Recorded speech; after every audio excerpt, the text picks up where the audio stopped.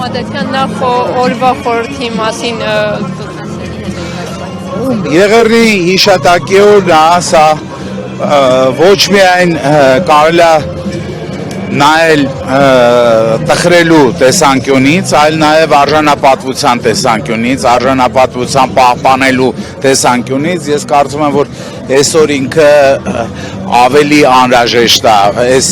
միջոցառումը, այս ջահերով երթը, որը տրադիցիոն բնույթ է կրում, արդեն տասնյակ տարիներ մենք սա ունենք, այսօր ինքը ավելի առավել անհրաժեշտ է, քան երբևէ, որովհետև այսօր արժանապատվության անկման շրջան ենք նկատում եւ ես ուզում եմ որպեսզի այսօրվա դրությամբ այս վիճակով մենք հասկանանք, որ մեր արժանապատվությունը պահվում է, մենք հիշում ենք եւ ինչու՞ չէ նույնիսկ պահանջներ ունենք։ Պարոն Մադատյան, հիմա հաճախ է խոսվում, որ քաղաքացիները հասարակությունը անտարբեր է, այս հարցի շուրջ։ Հոգեբանական տեսանկյունից դուք ինչպես եք վերաբերում այս պնդմանը եւ ինչ պետք է անել, որ մարդկանց ուշադրությունը կենտրոնացնենք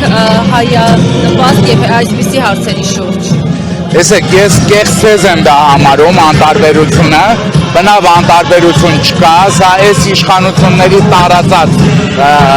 բանն է, միտքն է, թեզն է, որ հանրությունը հոգնել է կամ անտարբեր է։ Դեռևս ապրում են մարդիկ, ում պապերը Եղեռնի ժամանակ մազապուրց են եղել ինչ-որ կերպ եւ անտարբերություն ոչ մի կերպ դրան չենք կարող անվանել։ Եվ այսօրվա բազմամարդ համոզված եմ, այսօր էլ է բազմամարդ լինելու երթը նույնպես եկեք տանենք։ Չնայած այսօրվա իշխանությունը բազմաթիվ անգամներ ջանաց, որպեսզի մենք հիշում ենք Եղեռնի հուշարձանը փակվեց, ինչ որ SMS-ներով, ինչ որ բաներ, հիշատակներ դրվեցին, բայց մենք տեսնում ենք, որ տրադիցիաները պահպանվում են։ Պարոն Մադատյան, ինչով է պայմանավորված այն հանգամանքը, երբ իշխանությունները փորձում են հայոց ցեղասպանության փաստը կասկածի տակ դնել, անգամ պահկար, երբ Փաշինյանը նշում էր, որ կոնկրետ հստակ թիվը պետք է ճշտվի, քանի որ 1.5 միլիոնը այդքան էլ ճշգրիտ կարող է չլինել, կարող է պլյուս մինուսով լինել։ Այնտեղ մի հոգի էլ կար, Քոչարյան Անդրանիկը անուն ազգանուններով էր ուզում ճշտացնել։ Եկեք սենց անենք, մեծ իշխանությունները իմ կարծիքով հայկական ինքնության բոլոր էլեմենտները ուզում են որևէ կերպ հասար ոչնչացնել, այդ ինքնության էլեմենտներից է նաև ցեղասպանության հիշատակը, որը մենք պահում ենք, հենց սրա հետ էր կապված մտավախությունը կրթության նախարարության այդ վերանորոգման աշխատանքների հետ, եթե իշխանությունը ի սկզբանե նման,